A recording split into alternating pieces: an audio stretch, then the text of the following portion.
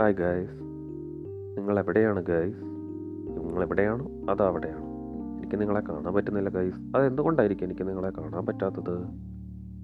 നിങ്ങൾ അദൃശ്യരായത് കൊണ്ടാണോ അതോ എൻ്റെ കണ്ണിൻ്റെ കുഴപ്പം കൊണ്ടാണോ? രണ്ടും അല്ലല്ലേ. എൻ്റെ കണ്ണടയിൽ എന്തോ ചെളിയോ അതോ മഞ്ഞോ പറ്റിയിരിക്കുന്നത് കൊണ്ടാണ് എനിക്ക് നിങ്ങളെ കാണാൻ പറ്റാത്തത്. ഒരാളുടെ കണ്ണട, ആ കണ്ണടയിൽ ചെളിയോ പൊടിയോ മഞ്ഞോ ഒന്നും പറ്റിയിട്ടില്ലെങ്കിൽ അയാൾ ഇപ്പോൾ എന്തൊക്കെ അയാളുടെ മുന്നിലുണ്ടെങ്കിലും അത് വ്യക്തമായിട്ട് കാണും. ഇപ്പോൾ ഇവിടെയാണെങ്കിൽ ഒരു പച്ച ബോൾ, അപ്പോൾ എൻ്റെ കണ്ണടയിൽ ചെളിയോ പൊടിയോ ഒന്നും ഇല്ലെങ്കിൽ ഞാൻ വ്യക്തമായിട്ട് ആ പച്ച ബോൾ അതേപടി കാണും. ഇനി എൻ്റെ കണ്ണടയിൽ നല്ല ചെളി പറ്റിയിരിക്കുക, നല്ല കട്ട ചെളി, അപ്പോൾ എൻ്റെ മുന്നിലുള്ള പച്ച ബോൾ എനിക്ക് കാണാൻ കഴിയത്തില്ല. ഇനി എൻ്റെ കണ്ണടയിൽ മഞ്ഞോ ഇച്ചിരി നനവോ ആണ് പറ്റിയിരിക്കുന്നതെങ്കിൽ എനിക്ക് വ്യക്തമായിട്ട് കാണാൻ പറ്റില്ല, പക്ഷെ മങ്ങിയ കാഴ്ചകൾ കാണാൻ പറ്റും. അപ്പം അത് സത്യമാണോ എന്ന് ചോദിച്ചാൽ കാണുന്നത് ഫുൾ സത്യമായിരിക്കില്ല. അപ്പോൾ ഇന്നത്തെ നമ്മുടെ ടോപ്പിക് എന്ന് പറയുന്നത് ഇതുപോലെ ഒരു കാര്യമാണ്. തെറ്റായ ചിന്താരീതികൾ കണ്ണടയിൽ മൂടൽമഞ്ഞ് പറ്റിയ പോലെ തന്നെയാണ്. അവ നമ്മളുടെ ജീവിതത്തിൽ സത്യത്തെ പൂർണ്ണമായിട്ടും കാണാൻ സമ്മതിക്കത്തില്ല. എന്ന് മാത്രമല്ല, ജീവിതത്തിൻ്റെ പല പ്രശ്നങ്ങൾക്കും കാരണം ഈ തെറ്റായ ചിന്താരീതികളാണ്. ഇംഗ്ലീഷിൽ അതിനെ കോഗ്നിറ്റീവ് ഡിസ്റ്റോർഷൻ എന്ന് പറയും. ഞാനതിനെ കണ്ണടയിലെ മൂടൽമഞ്ഞെന്നും വിളിക്കും. ഓക്കെ, അപ്പം നമ്മൾക്ക് ആദ്യത്തെ ഒരു തെറ്റായ ചിന്താരീതി പരിചയപ്പെടാം. അതിന് ഓൾ ഓർ നത്തിങ് തിങ്കിങ് അല്ലെങ്കിൽ ബ്ലാക്ക് ആൻഡ് വൈറ്റ് തിങ്കിങ് എന്നാണ് പറയുന്നത്. ഇതെന്താണ് സ്ക്രീനിൽ കാണുന്നത്? ഒരു ബ്ലാക്ക് ടൈല് അല്ലെങ്കിൽ ഒരു ബ്ലാക്ക് സ്ക്വയർ, ബ്ലാക്ക് ബോക്സ് ആയിട്ട് നിങ്ങൾക്ക് കാണാം. ഇതെന്താണ്? ഒരു വൈറ്റ് ടൈല് അല്ലെങ്കിൽ വൈറ്റ് ബോക്സ്, വൈറ്റ് സ്ക്വയർ.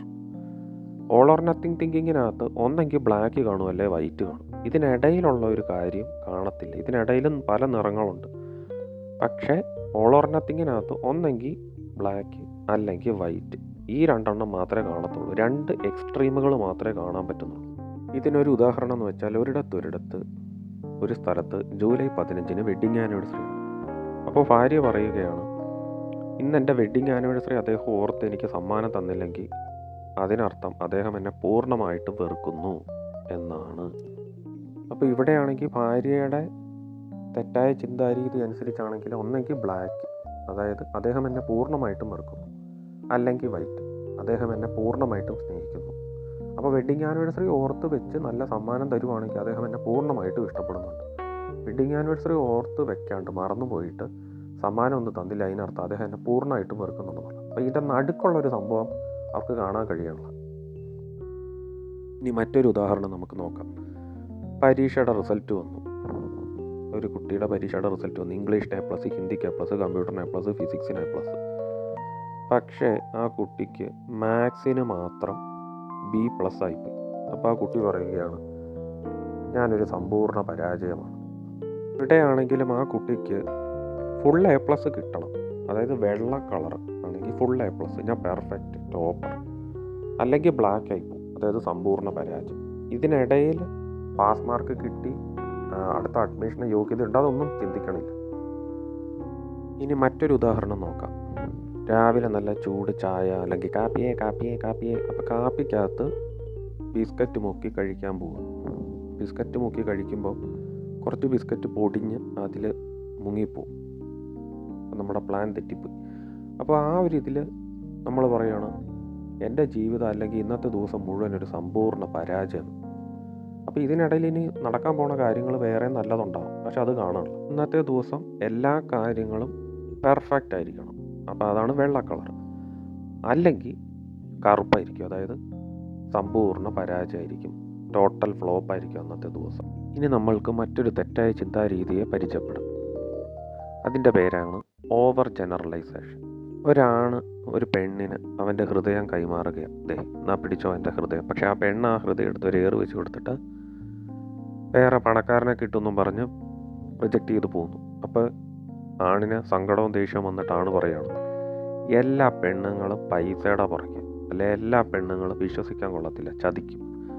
അപ്പോൾ ഒരു പെണ്ണിൻ്റെ ഒരു ഇൻസ്റ്റൻസ് അല്ലെങ്കിൽ ഒരു അനുഭവം വെച്ചിട്ട് ഒരു ഓവർ ജനറലൈസ്ഡ് ആയിട്ടുള്ള ഒരു സ്റ്റേറ്റ്മെൻറ്റ് അവിടെ നടത്തുക, എല്ലാ പെണ്ണുങ്ങളും. ഇത് നമ്മൾ പലപ്പോഴും കേൾക്കുന്നൊരു കാര്യമാണ്. ആരെങ്കിലും ഒരു ബ്രേക്കപ്പ് ആയിക്കഴിഞ്ഞാൽ അവർ പറയും, അല്ലെങ്കിൽ ഈ ആൺവർഗം അങ്ങനെ, അല്ലെങ്കിൽ ഈ പെൺവർഗം മൊത്തം അങ്ങനെ. ഇതൊക്കെ ഓവർ ജനറലൈസേഷൻ്റെ നല്ലൊരു ഉദാഹരണമാണ്. കാരണം അവരുടെ പറച്ചിൽ കേട്ടത്തൊന്നും അവർ ലോകത്തുള്ള എല്ലാവരെയും പ്രണയിച്ചിട്ടാണ് ഇങ്ങനെ ഒരു നിഗമനത്തിലെത്തിയത്. ഇനി നമ്മൾക്ക് മറ്റൊരു ഉദാഹരണം നോക്കാം.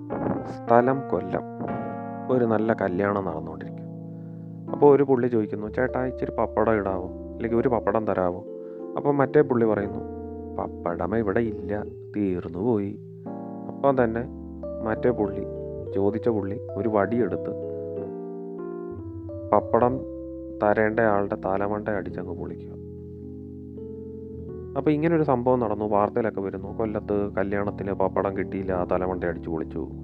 അപ്പോൾ ഈ ഒരു സംഭവം വെച്ചിട്ട് താഴെ കമൻസ് കാണാം, അല്ലെങ്കിൽ കൊല്ലം മുഴുവൻ അങ്ങനെ, കൊല്ലംകാർ മുഴുവൻ വയലൻ്റ്. അപ്പോൾ ഒരു സംഭവം വെച്ചിട്ട് ആ സ്ഥലത്തുള്ള എല്ലാവരും അങ്ങനെയാണെന്നുള്ള നിഗമനത്തിലെത്തുന്നത് ഓവർ ജനറലൈസേഷൻ്റെ നല്ലൊരു എക്സാമ്പിൾ.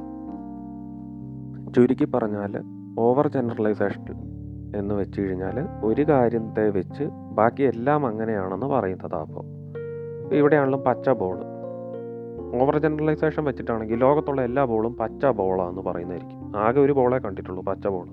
പക്ഷെ അത് വെച്ചിട്ട് ലോകത്തുള്ള എല്ലാ ബോളും പച്ച ബോളാണെന്ന് പറയുന്നതാണ് ഓവർ ജനറലൈസേഷൻ. അതായത് നമ്മൾ പരിചയപ്പെടാൻ പോകുന്ന തെറ്റായ ചിന്താരീതിയുടെ പേരാണ് മെൻ്റൽ ഫിൽട്ടറിങ്, അല്ലെങ്കിൽ വെറും ഫിൽട്ടറിങ്. ഇവിടെ നമ്മുടെ മനസ്സ് ഒരു അരിപ്പ പോലെയാണ്. ഈ അരിപ്പ, അതായത് നമ്മുടെ മനസ്സ്, പോസിറ്റീവ് ഒന്നും കടത്തി വിടത്തില്ല. അതായത് പോസിറ്റീവ് എല്ലാം തടഞ്ഞു വയ്ക്കും, എന്നിട്ട് നെഗറ്റീവിനെ മാത്രം കടത്തി വിടും. ഇതിനൊരു ഉദാഹരണം എന്ന് വെച്ച് കഴിഞ്ഞാൽ, ഇപ്പോൾ കല്യാണം കഴിഞ്ഞ ഒരു ചേട്ടനോട് ഇപ്പം ഞാൻ ചോദിക്കുകയാണ്, ചേട്ടാ വിവാഹ ജീവിതം എങ്ങനെയുണ്ടാ? അപ്പോൾ ചേട്ടൻ്റെ വിവാഹ ജീവിതത്തിൽ അദ്ദേഹത്തിൻ്റെ ഭാര്യയാണ് ജോലിക്ക് പോയി കുടുംബത്തിൻ്റെ ചിലവെല്ലാം നോക്കുന്നത്, മക്കളുടെ കാര്യം നോക്കുന്നത്. എന്ന് മാത്രമല്ല ഒരുപാട് നല്ല നല്ല കാര്യങ്ങൾ ഭാര്യ കാരണം അദ്ദേഹത്തിൻ്റെ ജീവിതത്തിൽ നടക്കുന്നുണ്ട്. പക്ഷെ അതുപോലെ തന്നെ ഇടയ്ക്കിടയ്ക്ക് കുറച്ച് വഴക്കും മറ്റ് ചില പ്രശ്നങ്ങളും ഉണ്ട്. അപ്പോൾ ഒരുപാട് നല്ല കാര്യങ്ങളും ഉണ്ട്, എന്നാൽ ചില നെഗറ്റീവ് കാര്യങ്ങളും ഉണ്ട്. ഇനി ഇത് അദ്ദേഹം ഓർത്തെടുക്കുമ്പോൾ അദ്ദേഹത്തിൻ്റെ മനസ്സ് ഒരരിപ്പ പോലെയാണല്ലോ. അപ്പോൾ മനസ്സ് ഈ പോസിറ്റീവിനെ ഒന്നും കടത്തി വിടത്തില്ല, എന്നിട്ട് നെഗറ്റീവ് മൊത്തം കടന്നു വരും. അപ്പോൾ അദ്ദേഹം കുറച്ച് നിഗമനങ്ങളിലെത്തും. അവൾ തൻ്റെടിയാണ്, അഹങ്കാരിയാണ്, ഞാൻ പറയുന്നൊന്നും കേൾക്കുന്നില്ല, അങ്ങനെയാണ് ഇങ്ങനെയാണ് എന്നുള്ളൊരു നിഗമനത്തിലെത്താൻ തുടങ്ങും. വേറൊരു ഉദാഹരണം എന്ന് വെച്ചാൽ, ഇപ്പോൾ ഒരാളോട് ചോദിക്കുകയാണ് എങ്ങനെയുണ്ടോ ഓഫീസ്, പറയും അവിടെ ഒന്നുമില്ല, എപ്പോഴും ശോകമാണ്, ജോലി ഒരു സുഖമില്ല എന്ന് പറയുമ്പോഴും അവിടെ ഒരുപാട് പോസിറ്റീവായിട്ടുള്ള കാര്യങ്ങൾ നടക്കണുണ്ടാവാം. പക്ഷെ അവർക്ക് നെഗറ്റീവ് മാത്രമായിരിക്കും അവരുടെ മനസ്സ് കടത്തിവിടും. അങ്ങനെ നമ്മുടെ ലൈഫിൽ നമ്മൾ സ്വയം അല്ലെങ്കിൽ മറ്റുള്ളവരിൽ ഒരുപാട് ഇങ്ങനെ മെൻ്റൽ ഫിൽട്ടറിങ് നമുക്ക് കാണാൻ കഴിയും. അടുത്തതായി നമ്മൾ നോക്കാൻ പോകുന്ന കോഗ്നിറ്റീവ് ഡിസ്റ്റോർഷൻ എന്ന് പറയുന്നത് കാറ്റസ്ട്രോഫൈസിങ് അല്ലെ മാഗ്നിഫിക്കേഷൻ എന്നാണ് അതിന് പറയാറുള്ളത്. എന്ന് വെച്ചാൽ ചെറിയൊരു കാര്യത്തെ വലിച്ച് നീട്ടി ഭയങ്കര വലുതാക്കും. എലി പോലെ ഇരിക്കുന്നതിനെ മല പോലെ ആക്കുക എന്ന് പറയണ പോലെ ഇപ്പോൾ. അപ്പോൾ ഫോർ എക്സാമ്പിൾ 4 മണിയാകുമ്പോൾ ഒരു കുട്ടിയുടെ സ്കൂള് വിടും, പക്ഷെ 4-5 ആ കുട്ടി വന്നില്ല. അപ്പോൾ ആ കൊച്ചിൻ്റെ അമ്മ ആകെ ടെൻഷൻ അടിച്ചിരിക്കുക. എത്ര നേരമായില്ല, 5 മിനിറ്റ് ആയില്ലേ, അയ്യോ എൻ്റെ കൊച്ചിനെ ആരോ തട്ടിക്കൊണ്ട് പോയേ എന്നും പറഞ്ഞിട്ട് നിലവിളിക്കാൻ തുടങ്ങുക. അല്ലെങ്കിൽ അവരുടെ മൈൻഡിൽ അങ്ങനെ ആ ഒരൊറ്റ ചിന്ത ആദ്യം ചാടി കയറി വരുന്നത്. അപ്പോൾ ഇത് കാറ്റസ്ട്രോഫൈസിങ് അല്ലെ മാഗ്നിഫിക്കേഷൻ്റെ നല്ലൊരു എക്സാമ്പിൾ. കാരണം ഇവിടെ ആ കുട്ടി ഒരു പക്ഷേ വഴിയിലെന്തെങ്കിലും ബ്ലോക്കായിട്ട് കിടക്കുമായിരിക്കും, അതുകൊണ്ട് നടന്നു വരാൻ ഇച്ചിരി സമയം എടുത്ത് കാണും, അല്ലെങ്കിൽ കൂട്ടുകാരുമായിട്ട് കുറച്ച് നേരം വർത്തമാനം പറഞ്ഞ് കാണും. ഒരുപാട് കാരണങ്ങളുണ്ട്, റീസൺസ് ഉണ്ട്. പക്ഷെ അതൊന്നും ചിന്തിക്കാണ്ട് ഒരു 5 മിനിറ്റ് താമസിച്ചപ്പോൾ തന്നെ അയ്യോ എൻ്റെ കൊച്ചിനെ ആരോ തട്ടിക്കൊണ്ട് പോയേ എന്ന് പറഞ്ഞ് ആ തോട്ടാണ് പെട്ടെന്ന് ചാടി കയറി വരുന്നത്. ഇനി മറ്റൊരു ഉദാഹരണം നമുക്ക് നോക്കാം. ഹായ്, നല്ല കൈ.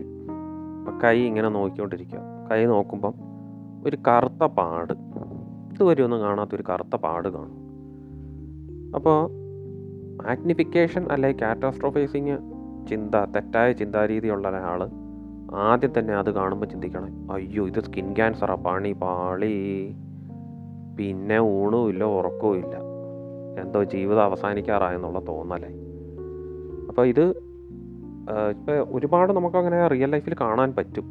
അപ്പോൾ ചെറിയൊരു അസുഖമായിരിക്കും, എന്തെങ്കിലും ഒരു സിംറ്റംസ് കാണിക്കുമായിരിക്കും, പെട്ടെന്ന് അത് ചാടിക്കറ അയ്യോ ഇത് ക്യാൻസർ അല്ലെങ്കിൽ വേറെ എന്തെങ്കിലും ഹാർട്ട് അറ്റാക്ക് അങ്ങനെ എന്തെങ്കിലും വലിയ ലക്ഷണമാണെന്ന് പറഞ്ഞ് വിഷമിച്ചിരിക്കും. അടുത്തതായി നമ്മൾ നോക്കാൻ പോകുന്ന കോഗ്നിറ്റീവ് ഡിസ്റ്റോർഷൻ്റെ പേരാണ് മിനിമൈസേഷൻ. അപ്പോൾ മാഗ്നിഫിക്കേഷൻ കാറ്റാസ്ട്രോഫൈസിങ്ങിൻ്റെ നേരെ വിപരീതമാണ് മിനിമൈസേഷൻ. മിനിമൈസേഷനിൽ എങ്ങനെയാണെന്ന് വെച്ച് കഴിഞ്ഞാൽ വലിയ ഒരു കാര്യത്തെ ചെറുതാക്കി കാണിക്കുക, പ്രത്യേകിച്ച് പോസിറ്റീവായിട്ടുള്ളൊരു കാര്യത്തെ വളരെ കൊച്ചാക്കി കാണിക്കുക. ഇപ്പോൾ ഫോർ എക്സാമ്പിൾ ഒരു കുട്ടിക്ക് പരീക്ഷയ്ക്ക് 100 മാർക്കും കിട്ടി. അപ്പോൾ ആ കുട്ടിയോട് ചോദിക്കുക ഇതെങ്ങനെ ഒപ്പിച്ചു? അപ്പോൾ ആ കുട്ടി പറയുക അതെന്തോ ലക്ക്, എൻ്റെ കഴിവുകൊണ്ടൊന്നും കിട്ടിയതല്ല എന്ന് പറഞ്ഞ് അതിന് ആ കൊച്ചിൻ്റെ എഫേർട്ട് സ്വയമേ അത് കൊച്ചാക്കി പറയുകയാണ്. മറ്റൊരു ഉദാഹരണം എന്ന് വെച്ചാൽ ഇപ്പോൾ ഒരു ജിമ്മൻ 6 പാക്ക് ഒക്കെ ഉണ്ട്, ഞാനത് പടം വരച്ചിട്ടുണ്ട്, 1 2 3 4 5 6 കാണിച്ചിട്ടുണ്ട്, എണ്ണിയിട്ടുണ്ട്. അപ്പോൾ ഒരു ജിമ്മൻ 6 പാക്കുമായിട്ട് ഇങ്ങനെ നടക്കുക. അപ്പോൾ അത് മാസങ്ങളോളം അല്ലെങ്കിൽ വർഷങ്ങളോളം കഠിനാധ്വാനമൊക്കെ ചെയ്ത് ജിമ്മിലൊക്കെ പോയി ഒപ്പിച്ചെടുത്ത സെറ്റ് ബോഡിയാണ്. അപ്പോൾ ഇത് കണ്ടിട്ട് മിനിമൈസേഷൻ എന്ന തെറ്റായ ചിന്താരീതിയുള്ള ഒരു ആൾ ഈ ജിമ്മനെ കണ്ടു കഴിഞ്ഞാൽ പറയുക അത് വല്ല സ്റ്റീറോയിഡ് കുത്തി വെച്ചതായിരിക്കും, അല്ലെങ്കിൽ പ്രോട്ടീൻ പൗഡർ വല്ലതും അടിച്ച് കയറ്റിയതായിരിക്കും, അല്ലെങ്കിൽ ഇതൊക്കെ ഫോട്ടോഷോപ്പാടാവുകയെ എന്ന് പറഞ്ഞ് ആ എഫർട്ടിനെ അങ്ങ് കൊച്ചാക്കി പറയുക. അടുത്ത കോഗ്നിറ്റീവ് ഡിസ്റ്റോർഷൻ്റെ പേരാണ് ലേബലിംഗ്. ഈ തെറ്റായ ചിന്താരീതിയിൽ നമ്മൾ ഓരോ വ്യക്തികൾക്ക് അല്ലെങ്കിൽ ഓരോ കാര്യങ്ങൾക്ക് ഒരു ലേബൽ അങ്ങോട്ട് ഇട്ട് കൊടുക്കുക. ഒരു ഉദാഹരണത്തിന് മരിയ കോളേജിൽ പോകാൻ തുടങ്ങുക ആദ്യത്തെ ദിവസം. അപ്പം നല്ല ചെത്ത് ഡ്രസ്സ് ഇട്ടേക്കണം, നല്ല ടൈറ്റ് ജീൻസും നല്ല അടിപൊളി കളർഫുള്ളായിട്ടുള്ള ടോപ്പും എല്ലാം ഉണ്ട്. അപ്പോൾ മരിയ നല്ല ഹാപ്പി ആയിട്ട് വീട്ടിൽ നിന്ന് ഇറങ്ങി കോളേജിലോട്ട് പോയിക്കൊണ്ടിരിക്കും. അപ്പോൾ അടുത്ത വീട്ടിലെ ജോർജേട്ടൻ ഇത് കാണുന്നുണ്ട്. പുള്ളി ഇച്ചിരി പഴഞ്ചന. അപ്പോൾ പുള്ളി ഇത് കണ്ടിട്ട് അപ്പം തന്നെ പറയുക ഇതെന്ത് വേഷം ഇത്, ഇവള് പോക്ക് തന്നെ, ഈ വേഷമൊക്കെ ഇട്ട സ്ഥിതിക്ക് ഇവള് മോശമാണ്, ഇവള് ചിലപ്പം കഞ്ചാവും ആയിരിക്കും. അപ്പോൾ ഇവിടെ ജോർജേട്ടൻ ഒരു തെളിവും ഇല്ലാണ്ട് തന്നെ ഒരു ലേബൽ, ഒന്നല്ല പല ലേബല് മരിയയ്ക്ക് അങ്ങ് ഇട്ട് കൊടുത്തേക്കും. അപ്പം ജോർജേട്ടന് ആ ലേബൽ അങ്ങ് വെച്ചേക്കും. ഓരോ വ്യക്തികൾക്കും ജോർജേട്ടൻ ഇങ്ങനെ ഓരോ ലേബൽ ഇട്ടുകൊണ്ടിരിക്കും. ജോർജേട്ടൻ മാത്രമല്ല ഇങ്ങനെ ചെയ്യുന്നത്, സമൂഹത്തിൽ നോക്കുവാണെങ്കിൽ നിങ്ങൾക്കും അറിയാം കുറേ പേര് ഇങ്ങനെ ലേബൽ ചെയ്യുന്നുണ്ടെന്നുള്ളത്. ഇല്ലെങ്കിൽ നമ്മൾ തന്നെ പലപ്പോഴും പല രീതിയിൽ ആളുകൾക്ക് ലേബൽ ചെയ്യുന്നില്ലേ. മരിയയ്ക്ക് ഒരുപാട് നല്ല ഗുണങ്ങളുണ്ട്, നന്നായിട്ട് പാട്ട് പാടും, നന്നായിട്ട് പഠിക്കും, ആരെ ഇതുവരെ അങ്ങനെ ചതിക്കുകയോ വഴക്ക് കൂടാനോ ഒന്നും അങ്ങനെ പോയിട്ടൊന്നുമില്ല. വളരെ നല്ല ക്യാരക്ടറാണ്, എല്ലാവർക്കും അറിയാവുന്ന എല്ലാവർക്കും ഒരുപാട് ആരാധന തോന്നുന്ന നല്ലൊരു വ്യക്തിത്വത്തിന് ഉടമയാണ് മരിയ. പക്ഷേ ജോർജേട്ടൻ ലേബൽ ഇട്ട് കഴിച്ചു. ജോർജേട്ടന് ഈ ക്വാളിറ്റീസ് ഒന്നും നോക്കണില്ല. അപ്പോൾ ഇതുപോലെ തെറ്റായ ചിന്താഗതി വെച്ച് പുലർത്തുന്ന ഒരുപാട് പേര് സമൂഹത്തിലുണ്ട്. അപ്പോൾ അതിന് പറയുന്ന ആ തെറ്റായ ചിന്താഗതിക്ക് പറയുന്ന പേരാണ് ലേബലിംഗ്. മറ്റൊരു ഉദാഹരണം എന്ന് വെച്ചാൽ ഒരു കുട്ടി കണക്ക് പഠിക്കാൻ ഇച്ചിരി ബുദ്ധിമുട്ടുണ്ട്. ആ കുട്ടി പഠിക്കാതിരിക്കുമ്പോഴേക്കും അമ്മ തുടങ്ങും അവനെ കൊണ്ടങ്ങ് കണക്ക് പറ്റില്ല, അവനൊരു പൊട്ടന, കണക്കിൻ്റെ കാര്യത്തിൽ ഒരു മണ്ടന, അങ്ങനെ ഓരോ ലേബൽ ഇട്ടിട്ടുണ്ട്. അപ്പോൾ എന്താ പറ്റണതെന്ന് വെച്ച് കഴിഞ്ഞാൽ ആ കുട്ടിയാണേലും ആ ലേബൽ വിശ്വസിക്കാൻ തുടങ്ങും. അതുകൊണ്ട് തന്നെ ആ കുട്ടി ആ സബ്ജക്റ്റുമായിട്ട് അകലാൻ തുടങ്ങും. കാരണം എന്താണുള്ള ലേബൽ വീണ് കഴിഞ്ഞു. അപ്പോൾ ആ ലേബൽ വന്ന സ്ഥിതിക്ക് അമ്മയും ഈ കുട്ടിക്ക് ഇമ്പ്രൂവ് ചെയ്യാമെന്നൊരു പോസിബിലിറ്റി കണക്കാക്കുന്നില്ല. കുട്ടിയും അത് വിശ്വസിച്ച് ആ ലേബലിൽ തന്നെ അങ്ങ് ജീവിക്കാൻ തുടങ്ങും. അതുകൊണ്ട് തന്നെ നമ്മൾ ഓരോരുത്തർക്ക് ലേബൽ എടുക്കുമ്പോൾ അല്ലെങ്കിൽ മറ്റുള്ളവർ നമ്മൾക്ക് ഓരോ ലേബൽ ഇടുമ്പോൾ, ഇപ്പം മണ്ടൻ, തോൽവി തുടങ്ങിയ ഒരുപാട് ലേബലുകൾ നമുക്ക് ഡെയിലി കേൾക്കാൻ പറ്റും. അങ്ങനെ പറ്റുമ്പോൾ പല കഴിവുകളും നമ്മൾ കാണാൻ തോന്നും. ചിലപ്പോൾ അയാൾക്ക് പടം വരയ്ക്കാൻ കഴിവ് കാണും, പാട്ട് പാടാൻ കഴിവ് കാണും, അല്ലെങ്കിൽ അദ്ദേഹത്തിന് സ്പോർട്സിലായിരിക്കും, മറ്റു കാര്യങ്ങളിലായിരിക്കും കഴിവ്, അല്ലെങ്കിൽ നല്ലൊരു ക്യാരക്ടറായിരിക്കും, നല്ലൊരു മനസ്സിന് ഉടമയായിരിക്കും. പക്ഷേ ഇതൊന്നും കാണാണ്ട് ആ ലേബൽ മാത്രം കണ്ട് ജീവിക്കേണ്ടി വരും. അങ്ങനെ മറ്റ് സാധ്യതകളും മറ്റ് കഴിവുകളും കാണാണ്ട് അതെല്ലാം ഇരുട്ടിലാവും ചെയ്യും. അതാണ് ലേബലിങ്ങിൻ്റെ ഒരു കുഴപ്പം.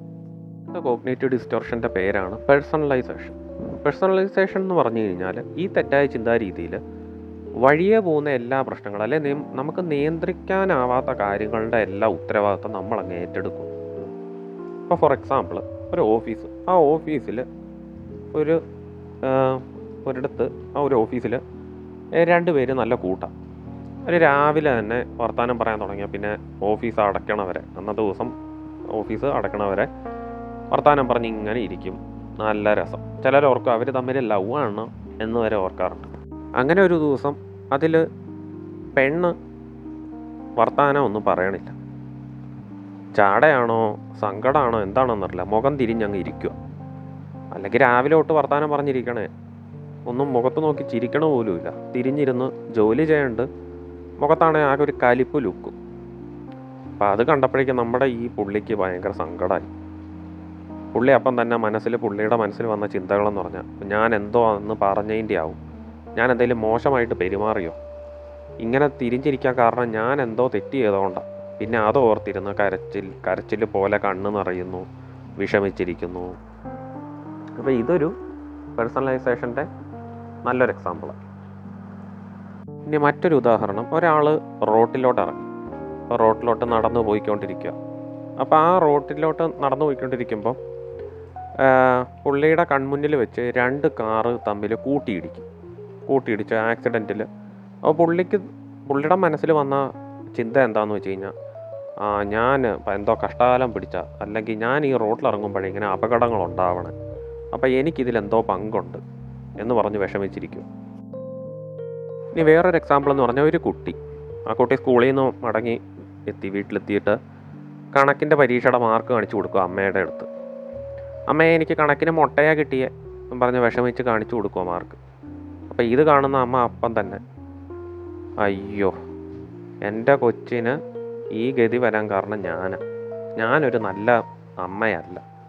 ഞാനൊരു നല്ല അമ്മയായിരുന്നെങ്കിൽ എൻ്റെ കൊച്ച് ഇങ്ങനെ കണക്കിന് മുട്ടയും മേടിച്ചുകൊണ്ട് വരില്ലായിരുന്നു.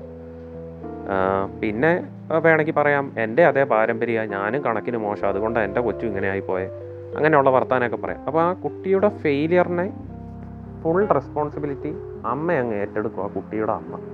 പക്ഷേ സത്യം അതല്ലല്ലോ. പല കാരണങ്ങളുണ്ടാകും. സ്കൂളിൻ്റെ അവസ്ഥ, ടീച്ചറുടെ പഠിപ്പീര്, കുട്ടിയുടെ ഒരു ഇൻ്റലിജൻസ്, പല ബാഹ്യ കാരണങ്ങളുണ്ട്. പക്ഷെ അതൊന്നും പരിഗണിക്കാണ്ട് സ്വയമേ അതങ്ങ് ഏറ്റെടുത്ത് വിഷമിക്കും. ഞാൻ എൻ്റെ കണ്ണടയിലെ മഞ്ഞ് തുടച്ച് കളയാൻ പോകുന്നു. നിങ്ങളോ? നിങ്ങളുടെ തെറ്റായ ചിന്താരീതികൾ ഇതുപോലെ തുടച്ച് കളയുമെന്ന് പ്രതീക്ഷിക്കുന്നു. All the best.